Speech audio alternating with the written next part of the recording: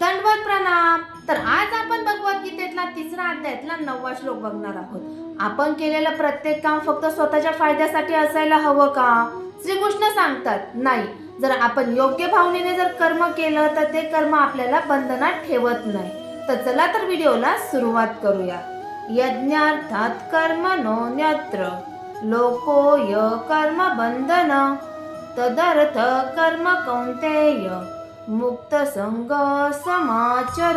या श्लोकचा अर्थ असा आहे, यज्ञाच्या भावनेने म्हणजे स्वतःपुरतं न ठेवता मोठ्या हितासाठी केलेलं कर्म माणसाला बांधून ठेवत नाही।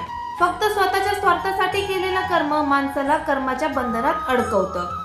म्हणजे आपण एखादं काम करताना सतत विचार करत असतो की मला यातून काय मिळणार, पैसा, प्रशंसा, नाव। पण श्रीकृष्ण सांगतात कर्म करा, पण त्यामागे फक्त स्वार्थ ठेवू नका।